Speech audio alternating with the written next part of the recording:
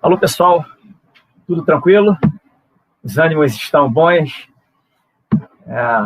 Não percam a fé. Primeira palavra de hoje, não percam a fé, confiem, tudo terminará bem. Isso aí eu diria, essa situação atual não passa de um balão de ensaio. Logo, logo isso aí vai estourar.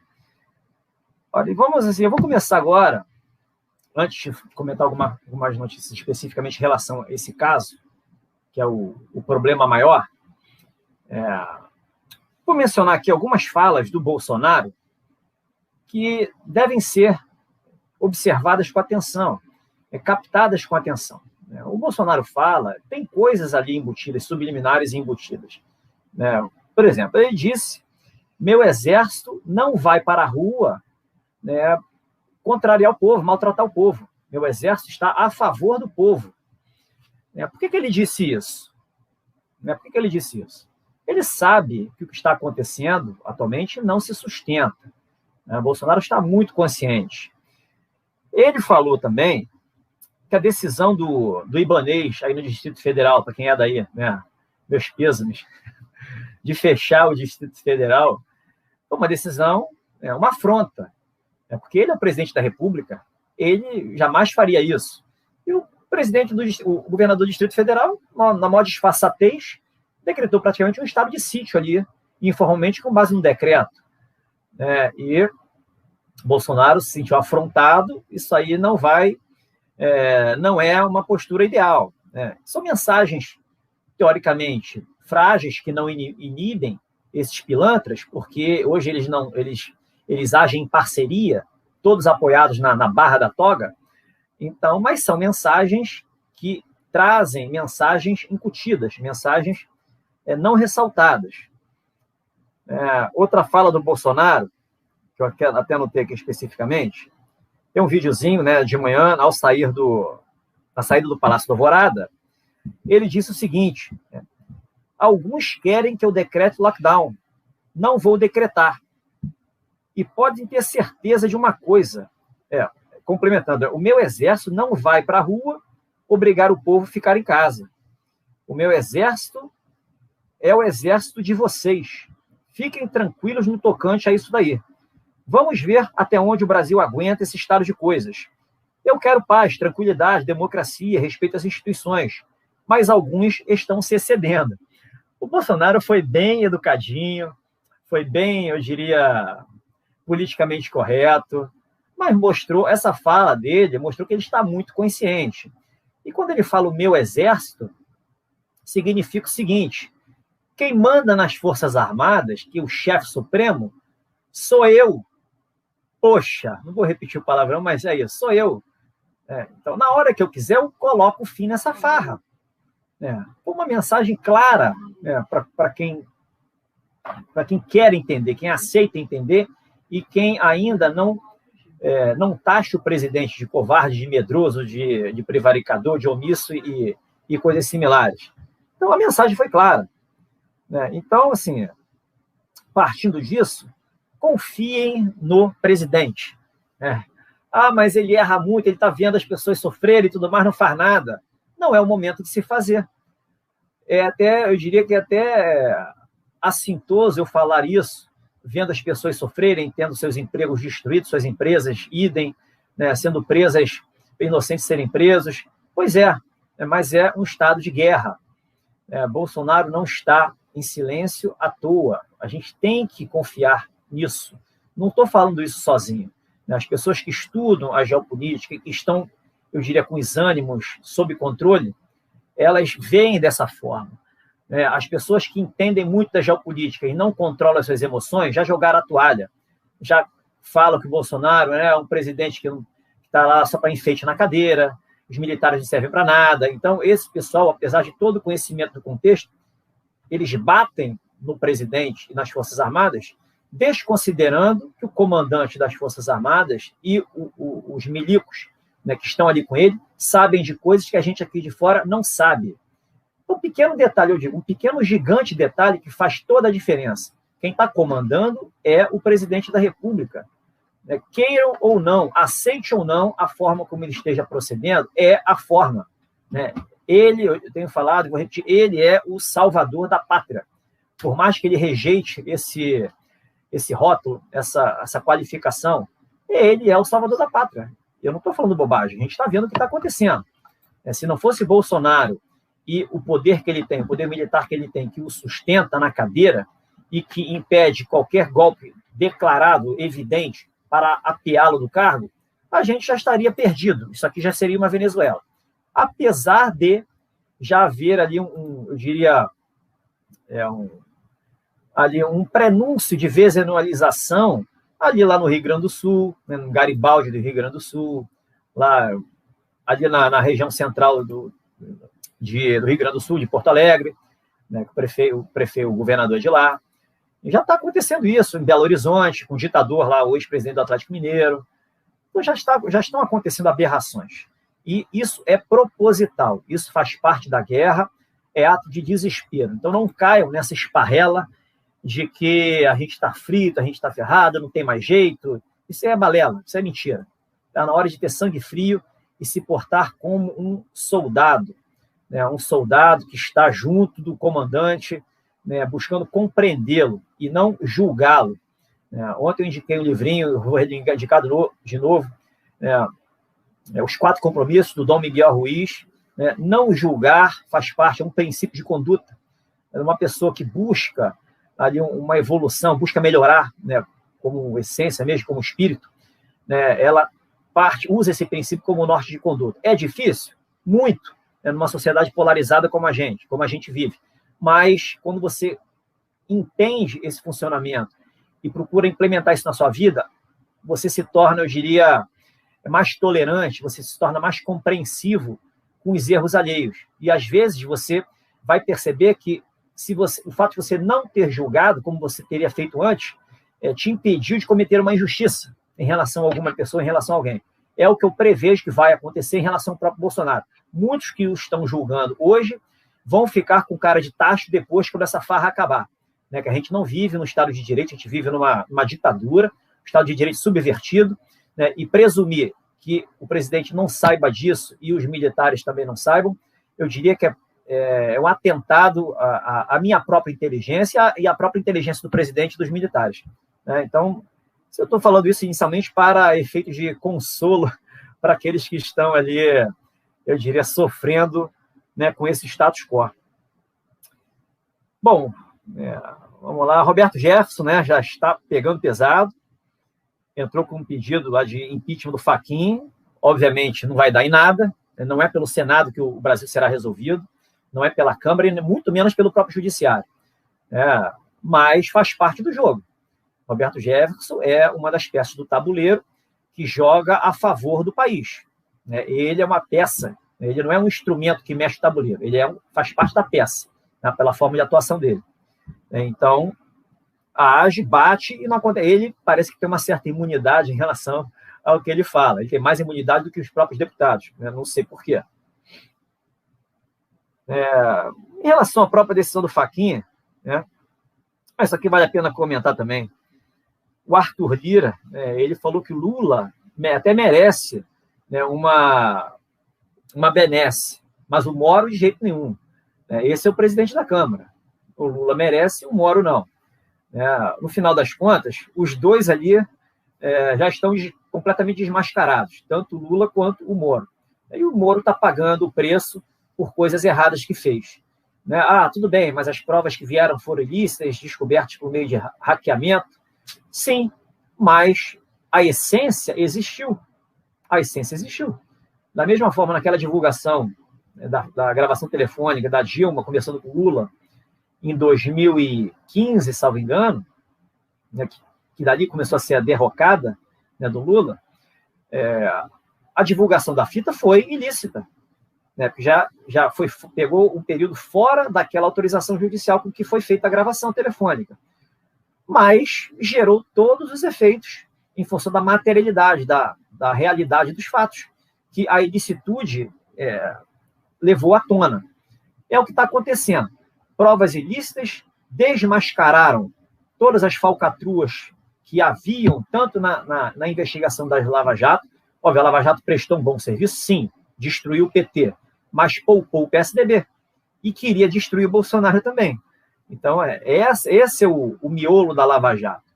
Então, por mais que eles tivessem feito um bom papel, a operação fez com que fossem devolvidos mais de bilhões, né, para a Fazenda Nacional, para os cofres públicos, erraram, né, e terminou na hora certa, na hora que tinha que terminar. Nada é acaso na vida, e os seus personagens estão pagando o preço pelas falhas que cometeram. E a gente está vendo pelas divulgações ilícitas, né, mas foram falhas cometidas intencionalmente. Né, esse que é o mais grave. Então, as pessoas que caíram em descrédito.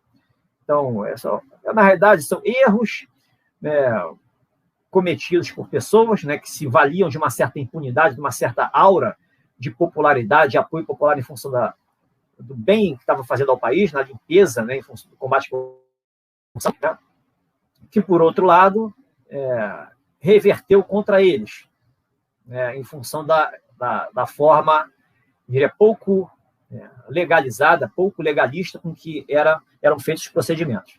Mas tudo está vindo aí e tudo será resolvido. O que é mais aqui? Em relação à decisão do Fachin, né, eu acho que não vale nem a pena comentar muito sobre o direito da decisão, porque o direito não existe, o direito é vontade, eu já tenho falado isso.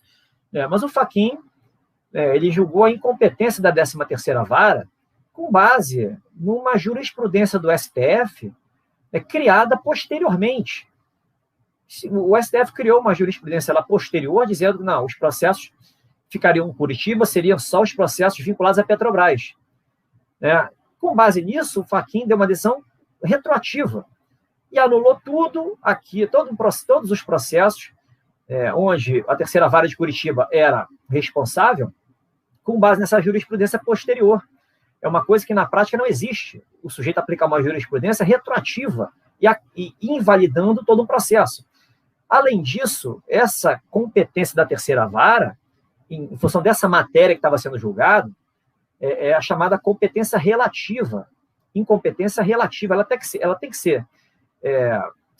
que ser questionada até determinada fase do processo. E se ela foi questionada, como efetivamente foi, tendo sido rechaçada, acabou o problema. Não há que se falar que a 3ª Vara vai se tornar incompetente posteriormente por uma mudança de jurisprudência. Isso aí não tem nada a ver com qualquer doutrina de qualidade de processo civil, muito menos com uma atitude judicial partindo de um sujeito que queira ser denominado juiz ou ministro. Isso é uma aberração das aberrações. Né? No jardim da infância do processo, ninguém cometeria esse erro grosseiro. Mas a gente sabe que, na prática, é a política que dá as cartas. O objetivo é acabar com o Bolsonaro. Né? E eles acreditam piamente, eles estão cegos nessa investida. Eles acreditam que o Bolsonaro é um zero à esquerda e que nada vai acontecer. E perderam completamente o pudor. Então, é isso que está acontecendo. O interessante disso tudo também é o seguinte, né? Até advogados que batem no Bolsonaro, como o Miguel Reale Júnior, que era um defensor da Lava Jato, que foi um dos que subscreveram o pedido de impeachment da Dilma, junto com a Janaína Pascal e o Hélio Bicudo, falecido, ele disse que as penas do Lula vão prescrever, tende a prescrever. O Lula tem mais de 70 anos, o processo vai começar do zero, até haver a condenação, já era. Sem falar que a infinidade de recursos que existem vão fazer a sentença ocorrer, por cima a sentença lá em Brasília, sabe-se lá quando, né, que a vara de Brasília é uma vara muito mais, já dizem, né, que tem muito mais processos do que uma vara de Curitiba. Então, ou seja, tudo foi feito propositalmente para jogar o ex-presidente como candidato a presidente do Brasil em 2022. Uma coisa que eu diria, quem acredita nisso? A esquerda, né? A esquerda, porque a esquerda não pensa, a esquerda não pensa, é aquele fanatismo. Né? Quem pensa isso também? Aqueles que têm uma visão materialista da vida, aqueles que já estão, eu diria, um histórico de 40 anos de desgraças aqui incutidas incutidos no subconsciente e veem como certa a repetição de um passado no futuro, a história sempre se repete, então vai se repetir de novo. E aqueles que pensam assim, veem isso como possível, né, até como provável, né, que o Lula vai concorrer em 2022, e também esses que estão no poder, né, os psicopatas no poder, né, que patrocinam essa aberração. Todos eles acreditam nisso. Até comentei ontem na live, batendo papo com as minhas amigas, com a Cissa e com a Emília, né, só não combinaram com o cisne negro de Nassim Taleb, né, com o imponderável da vida, com as leis da natureza, né, porque qualquer cidadão é mortal. Né, qualquer cidadão é mortal. E, por mais pilantra que seja e poderoso que seja, ele não controla as consequências dos próprios atos. E se houvesse esse controle, o PT jamais teria deixado o poder. Né, o PSDB, idem. Então, o que está acontecendo hoje serve apenas para testar nossos ânimos, testar nosso nível de tolerância, testar nossa inteligência emocional, testar realmente o grau de apoio que a gente deposita no presidente. Então, essa é a leitura que eu faço. Então, a mensagem é: fiquem tranquilos. Outra coisa interessante também, Luciano Huck. Palavras do Luciano Huck. Figurinha repetida não completa álbum. Eu não sei se vocês perceberam também, essa decisão do Fachin está gerando essas intriguinhas dentro desse próprio nicho que pretende expurgar o Bolsonaro do poder pelo golpe. Golpe já houve, eu já tenho falado, golpe institucional já houve por dentro, por manipulação da Constituição.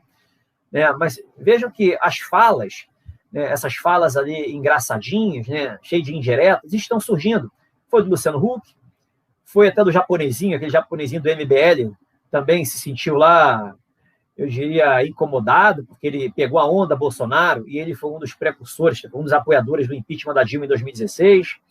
Então está criando ali dentro da base desse esquerdismo, que no final das contas cada um só pensa em si, que é o poder pelo poder, e se precisar atropela o seu coleguinha do lado, está criando animosidade ali dentro. Então, tudo está acontecendo, né? Além de deixar esse pessoal todo desmascarado, está criando ali uma certa, eu diria, ruptura em função de interesses ameaçados dentro desse grupo. Por exemplo, Ciro Gomes.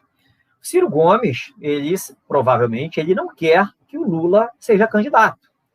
Ele não quer, porque ele almeja ser presidente do Brasil, uma coisa que ele jamais será. Mas ele não quer que o Lula seja candidato. Ele agora chamou a Dilma lá de interrupção da gravidez, ele usou aquela palavrinha, e foi chamado de misógino. Então está criando ali uma animosidade dentro desse grupo deles. Ou seja, aí, quando acontece isso, eu me lembro da frase do Bolsonaro, lá em Imperatriz do Maranhão: em breve extinguiremos, se Deus quiser, extinguiremos o comunismo no Brasil. Falou de uma forma muito clara, muito convicto. A gente tem que ter isso em mente, dar crédito ao que o Bolsonaro fale, por mais que atitudes dele no âmbito da política tenham passado a ideia de que ele não cumpre a palavra, de que ele se desgarrou das promessas de campanha, de combate à corrupção, e por aí vai. São bravatas de quem enxerga a situação de uma forma muito superficial, como é esse partido novo, que de novo não tem nada. É novo de essência velha. A única coisa que esse pessoal faz é não receber fundo partidário. Mas é um partido, mais do mesmo. Análises pueris. Tem gente boa ali dentro? Tem, mas análises pueris, todos politicamente corretos. Entendeu? Isso aí não é isso que o Brasil precisa. O Brasil precisa de pessoas do tipo do Bolsonaro. Mas eu tenho certeza que daqui para frente será do tipo Bolsonaro, mas melhorado. O Bolsonaro hoje é o que a gente tem de melhor para lidar com esse sistema, porque ele erra e o erro dele faz todos nós aprendermos pela dor. É isso que está acontecendo. As pessoas estão despertando pela dor, em função de erros do próprio presidente, no âmbito da política, e não tomar certas decisões que ele poderia tomar para aliviar os ânimos, evitar determinadas aberrações, tanto que ele sofre todos os dias, apanha todos os dias, em função de ações ou não ações ou inações que ele tome. Então, tudo está muito bem, eu diria, desenhado. Se eu fizer, pelo menos eu faço, para mim está tudo muito claro. Quando eu faço uma análise retrospectiva da situação, eu consigo encaixar todas as peças do quebra-cabeça, tudo faz sentido para mim. Então, eu estou muito tranquilo. Eu tenho certeza absoluta de que, como está, não fica, e em breve faremos festa.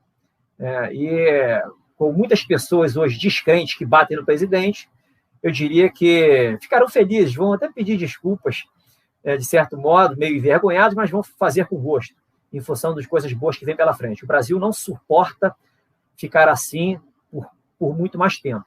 Sem falar que, se continuar assim, como muitos já visualizam, Bolsonaro em 2022 já era, carta fora do baralho. É tão previsível isso quanto 2 mais 2 são 4. Por quê? Porque, eu já disse algumas vezes, vou repetir, Stalin, a famosa Stalin, não importa quem vota, e sim quem conta os votos. Eu não preciso falar mais nada. Então, por mais que o ex-presidente agora tenha sido tornado ficha limpa, na canetada, e não possa sair na rua sozinho, sem seguranças, e não tenha nenhuma recepção, aquela recepção festiva, que não seja pelos seus comparsas, por mais que ele não tenha essa popularidade que a imprensa e esses institutos de pesquisas vendam, ele vencerá em 2022, a continuar como está. Ninguém tem que ter dúvidas em relação a isso. E o mais importante nesse momento, que eu vejo, a primeira coisa é cuidar de si mesmo. Tentar manter a paz de espírito, manter uma compreensão máxima do que está acontecendo, manter as emoções sob controle. Segundo, conseguindo fazer isso, aí me perguntaram, mas e a importância do povo? Hoje a importância do povo é fazer manifestação, mas de gente grande. Não manifestação com bandeirinha do Brasil, não que a bandeira do Brasil não seja importante, mas com carrinho de criança, com selfie, num domingo. Não uma manifestação onde as pessoas reunidas sejam mais fracas do que a trupe da polícia do mal, que cerca a localidade e baixa o sarrafo na mesma população. Qualquer manifestação que se preze tem que ser meio de semana e tem que ser muito mais forte do que qualquer tropa policial que esteja lá a mando de governadores ditadores. Vocês entendem o que eu estou falando. Por quê? Porque o povão, para se manifestar, precisa mandar um recado muito forte. Não é para destruir nada, que destruir as coisas é burrice, porque o reparo dos bens públicos serão feitos com dinheiro público, dinheiro dos nossos impostos. Não tem sentido fazer isso. Mas é para mandar um recado forte. Pode-se adentrar nos recintos? Óbvio que sim, sem quebrar nada. Pode-se falar aquelas palavras de ordem? Sim. Pode-se fazer o que quiser. Qualquer manifestação, o conteúdo da manifestação é democrático. Mas tem que ser uma manifestação que intimide, que mostre que as instituições estão a serviço da população, que mostre para esse pessoal que não existem atentado às instituições. Existe atentado feito pelas instituições contra o povo, contra as liberdades, contra, efetivamente, regras basilares do regime democrático, contra os pilares da República, contra as próprias instituições representativas do poder constituinte, como a Presidência da República e o Congresso Nacional. Então, essa é a visão. O povo tem a força para, na força efetivamente, na força da manifestação, quebrar a narrativa do politicamente correto e fazer esses ditadores engolir as próprias palavras. Isso é uma manifestação inteligente. Mas se eu não conseguir reunir o povo dessa forma? O povo só vai se reunir dessa forma, na minha visão, se estiver em estado de necessidade. Estado de necessidade, ou seja, se ele estiver ali ao ponto de sucumbir de alguma forma, de adoecer, de passar fome. Fora isso, o povo não vai fazer nada. O povo está amedrontado. É a leitura que eu faço. Mas sem o povo agir, o presidente não pode fazer nada. Isso é balela, não caia nessa esparrela. O presidente, hoje, se ele não faz nada, não é porque o povo não faz nada. Não é isso. Isso eu tenho a certeza absoluta de que não é isso. Por que eu falo que não é isso? Porque o presidente tem o poder nas mãos. O artigo 1º da Constituição, parágrafo único, diz lá, todo o poder emana do povo, que o exerce por meio de seus representantes. E o único representante legítimo do povo hoje é o presidente da República. O Congresso Nacional, bota ali um percentual muito pequeno, representa o povo. é aquele percentual que conseguiu ser eleito com votação direta da população. A grande maioria ela foi eleita com aquela votação proporcional, que é uma votação ilusória, é uma falcatrua legal para permitir que qualquer um seja eleito. Qualquer um vinculado a chefe de partido, a cacique partidário, se vincule a um puxador de votos e ganhe lá um cargo dentro do Congresso Nacional. Então, o representante hoje eleito, efetivamente, e que representa o povo, é o Bolsonaro, presidente da República. E com a popularidade que ele tem, não manifestada em pesquisa de opinião, falam que ele tem 32%, isso é mentira, isso é uma esparrela. Mas o que a gente enxerga quando ele viaja pelo Brasil todo, essa sim é a representatividade real. Então, tudo que o Bolsonaro fizer para colocar ordem na casa terá legitimidade. E ele sabe disso. Ele sabe disso. Então, isso tem que ficar claro. Bolsonaro não age por estratégia, a minha íntima certeza, estratégia de guerra. O Brasil está em guerra. É uma guerra que ninguém vê, uma guerra de quinta geração que se fala em teoria da conspiração, né? Mas é uma guerra. Né? Não importa que as pessoas não vejam. Né? Elas estão sofrendo, angustiadas e presas em cárcere privado, mas não veem. Né? Acham que não é guerra. Tudo bem. Então continuem se lamuriando e continuem batendo no presidente, que é mais fácil achar um boi de piranha. Vale a pena comentar também, eu vi um tweet de um advogado, até gosto dele, ele dizendo que o artigo 142 ele não pode ser usado porque ele não tem regulamentação e que é um artigo que, se fosse usado, seria de uma forma não institucional. Disse que a forma certa seria estado de defesa ou de sítio, ou estado de sítio. Particularmente, eu vejo esse argumento como completamente despropositado. Despropositado. Primeiro, quando você esvazia o 142 e fala que só pode resolver por estado de defesa e estado de sítio, significa o seguinte: o presidente está refém. Refém de quem? Do Congresso Nacional. Porque qualquer estado de defesa ou estado de sítio precisa de aval do Congresso Nacional. Então, o presidente é esvaziado no único poder que ele tem para colocar ordem na casa, no único poder que o presidente da República tem para exatamente mostrar quem preside a nação como chefe de Estado. O único poder que ele tem para se manifestar efetivamente como chefe supremo das Forças Armadas. Então, essa tese é insustentável. Ela esvazia a Constituição, esvazia o presidente da República e hipertrofia os poderes do Congresso Nacional.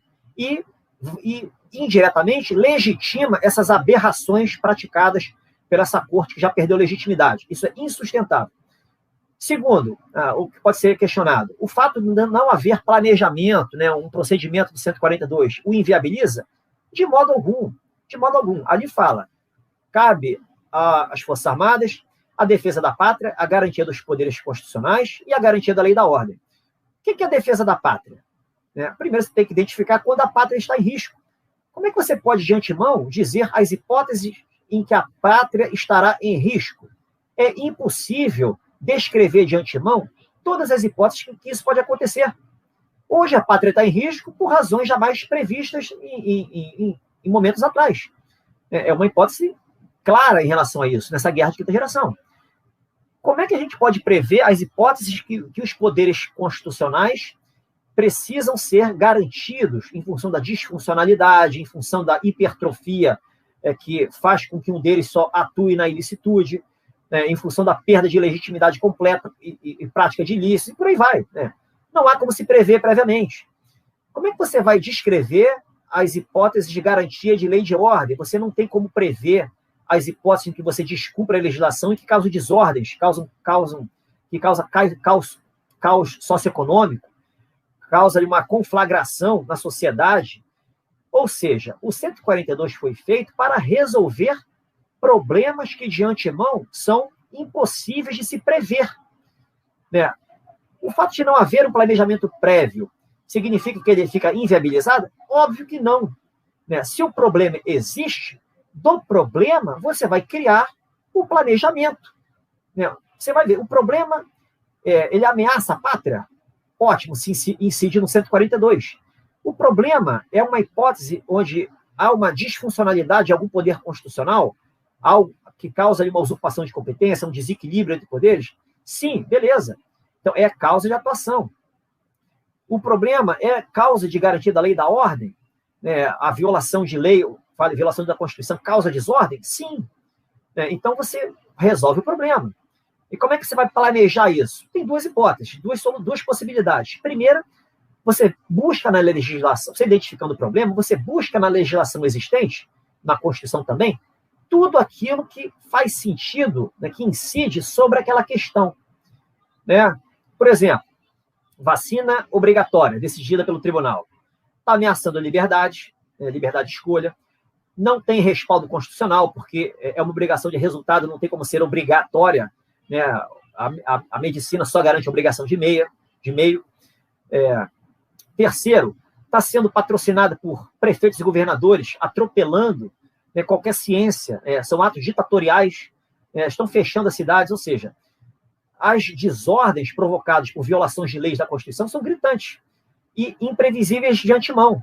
Então, como é que você vai resolver isso? Você vai na legislação e busca ali tudo que é pertinente a isso, cria uma argumentação tão sólida, né, e apresenta uma solução, né, para aquilo, de modo que essa solução responda a todas as objeções que possam ser levantadas. Né? Isso demanda o quê? Demanda raciocínio lógico, demanda honestidade intelectual, demanda discernimento, demanda, eu diria, um controle das emoções. Né? E quem faria esse planejamento? Presidente da República e seus assessores militares. Não, mas isso é matéria de direito, tem que chamar especialista do direito. Nada disso. A academia faliu. Uma atribuição das Forças Armadas se resolve dentro da caserna. As Forças Armadas, como garantidoras do Estado e das liberdades, eles têm a atribuição de definir o planejamento. Né? Ignorem especialistas. Especialistas hoje servem para avalizar esse sistema. Não existem especialistas de direito. Especialistas de direito, se houvesse, o país não estaria nesse caos. O que existem são acadêmicos que se valem da doutrina vendida nas universidades, a doutrina que eles estudaram a vida inteira, acadêmicos que querem enquadrar a realidade naquilo que eles aprenderam e estudaram. Não existem pensadores para adaptar as doutrinas estudadas aos problemas da realidade e, por fim, a essas aberrações. São coisas distintas. Então, 142, quem tem a atribuição para resolver são os próprios militares com o chefe de Estado. Então, fala, não tem planejamento, não faz o menor sentido. Nem haveria como se planejar previamente um procedimento. O procedimento existente do 142 está na Lei Complementar, que é a Lei Complementar 95 de 99, que diz lá que compete ao ministro da Defesa colocar em prática a missão determinada pelo chefe de Estado, pelo chefe supremo das Forças Armadas. E o ministro da Defesa, com a sua equipe, dará cabo do recado. Aí sim, a critério dele, ele pode chamar um ou outro especialista da área, que ele entenda ser especialista, para ajudar ali naquele planejamento. Então, essa tese do advogado é insustentável, fragiliza o presidente e fragiliza as Forças Armadas. Ela transforma um instrumento constitucional de freios e contrapesos num instrumento golpista, hipertrofia o Congresso Nacional e deixa a Suprema Corte hoje mais imune do que nunca. Né? Esqueçam isso se vocês escutarem. Tá? Eu comentei hoje que estava fresquinho na cabeça, eu li, o amigo me passou. É isso, pessoal. Hoje eu antecipei. Normalmente as lives de hoje serão às 18 horas, pelo menos a princípio, de hoje, de quinta-feira. Eu tenho um compromisso daqui a pouquinho, tive que antecipar. Então, era o que eu tinha para falar para vocês. Né? Mantenham a confiança. Tá? Não tem outra opção. Não tem outra opção, só tem o Bolsonaro. E se afastem de notícias ruins. Né? Não levam a absolutamente nada. Né? Esse pessoal vai cair bonito. Né? Vai cair bonito. É a minha íntima certeza. Tá legal? Eu falo isso com base na lógica, com base no que eu vejo, com base no que eu estudo da geopolítica e com base na minha visão espiritualista, visão holística da vida. Tá legal? É um ato de fé, né? Muito consistente, na minha íntima certeza, posso dizer isso. Alguém quer perguntar alguma coisa? Né? Se tem alguém botou algum superchat aqui, que eu não posso deixar o superchat sem responder. É isso, né? Então, desculpa aqui a pressa, mas estamos com 34 minutos. Tá? Tem aqui relembro aqui meu Instagram, se inscreva lá quem não está. O Twitter também, né? Esse canal pode compartilhar à vontade, dê uns likes, dá like para ver se ele... Sabe, o ideal é que a mensagem chegue a mais pessoas, né? Não que eu Não porque eu sou o dono da razão, não sou dono da razão nenhuma. É porque eu procuro falar coisas diferentes que ajudam na reflexão. Eu só falo o que eu gostaria de escutar em outros, só que eu não escuto nos outros, eu tenho que falar por mim mesmo. Foi assim que eu comecei a escrever, que eu dei o start na minha, aí, eu diria, carreira de escritor, e agora dando os pitacos na área da política também, que tem a ver com direito, está tudo interligado. O problema político hoje, a causa mor, o nó górdio é jurídico-judicial. Então, por isso que vocês não vão ver, poucos vão falar as coisas que eu falo aqui, se é que vão falar, porque eles não têm, eu diria, um conhecimento ali, eu diria, adequado para trabalhar o direito de forma estratégica e apresentar ali algumas soluções que poderiam ser implementadas para resolver esse estado de coisa subversivo. Então, você vai ver, eles vão partir de determinadas premissas frágeis, mas dali constroem todo o raciocínio, todas as análises, todos os prognósticos. E ali a gente facilmente quebra na raiz essas causas, que vê ali a fragilidade do que se fala, exatamente porque as premissas são frágeis, são insustentáveis dentro do bom direito. E o bom direito é aquele que eu diria cuja tese é inquebrantável por objeções, quaisquer que sejam, por contra-exemplos, tudo mais, entendeu?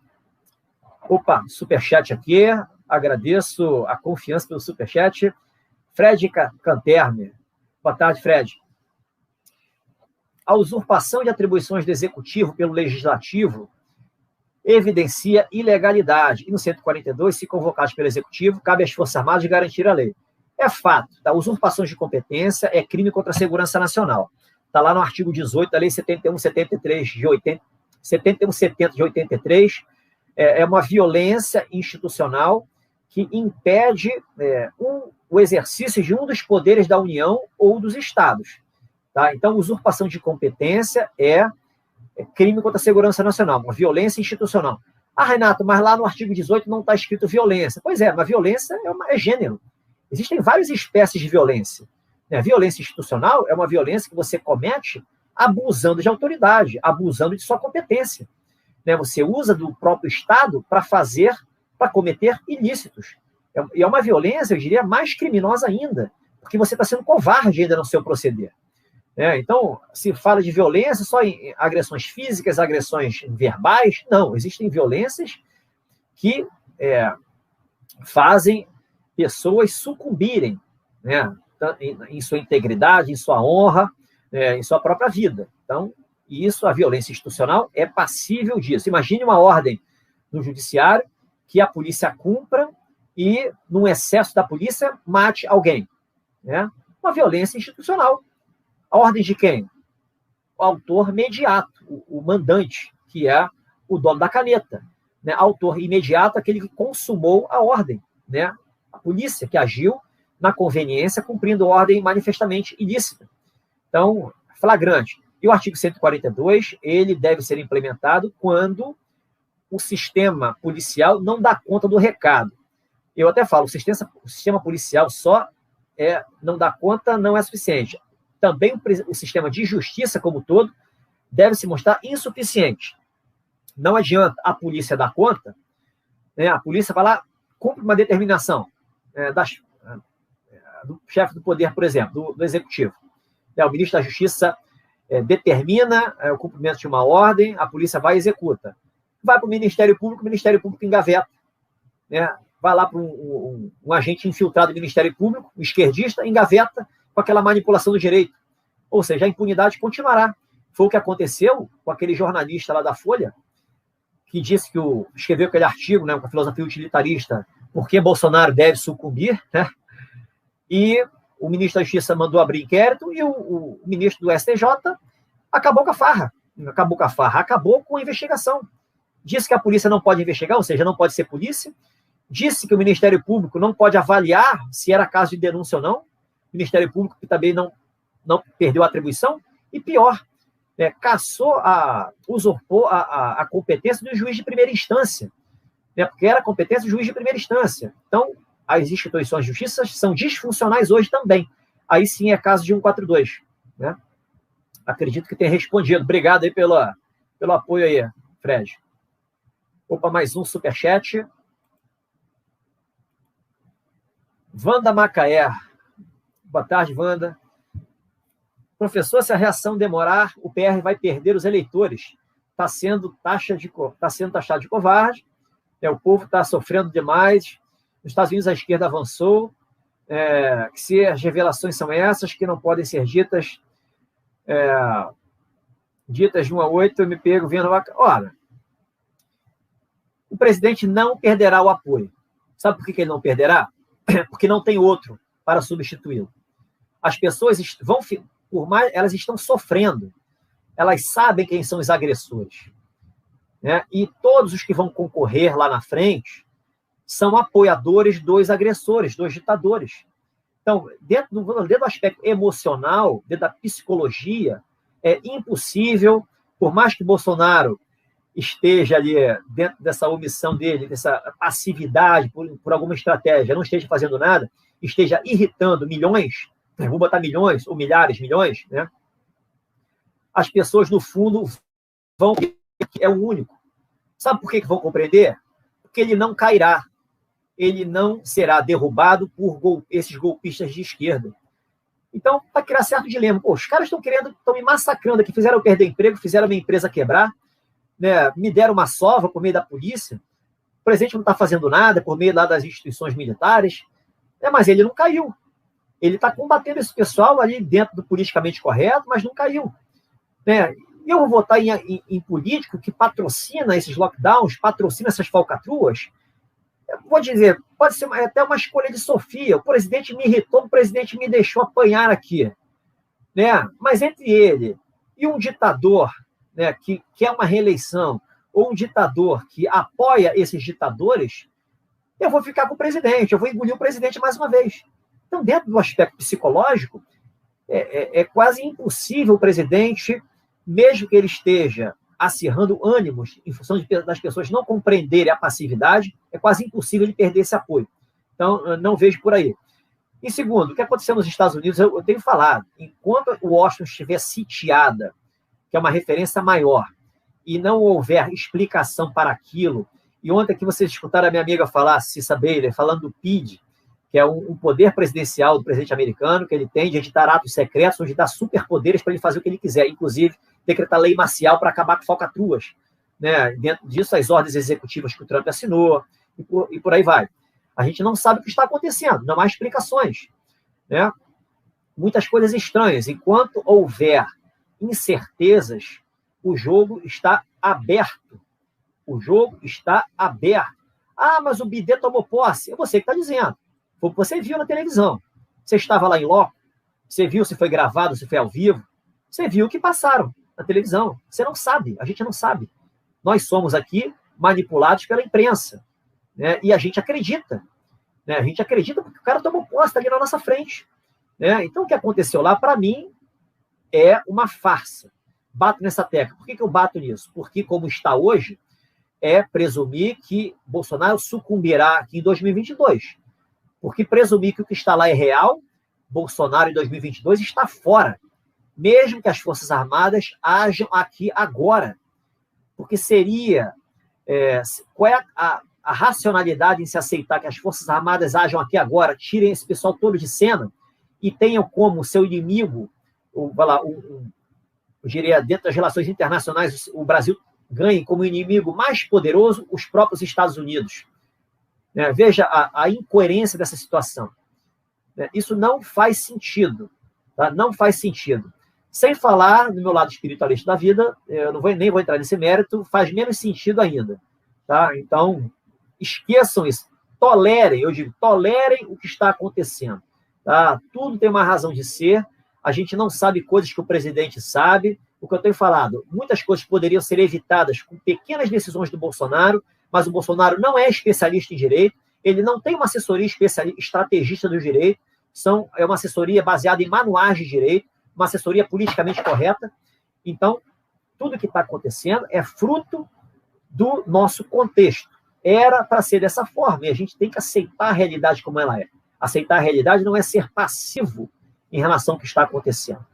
É dela tirar lições e buscar fazer diferente, buscar andar para frente, gerando valor dentro daquilo que nos compete, que nos é possível. Tá legal, pessoal? Acho que eu respondi também. Então, aí, vou me despedir de vocês agora. E amanhã a live vai ser 9h30. Hoje 9h30 da noite, eu devo ter uma live, né? Devo ter uma live lá no canal Diretoria da Direita com o meu amigo Anderson Bonfim, né? E talvez também com a Liliane, né? Não conversei com a Liliane ainda, eu vou ver como é que eu vou conseguir conciliar, tá? Mas eu aviso lá no Telegram, aviso no Instagram também, né? No meu Telegram, quem não está lá é Renato R. Gomes também, ok? Tudo de bom para vocês aí e mantenham os ânimos acesos, nada de desânimo, tá? Abraço a todos.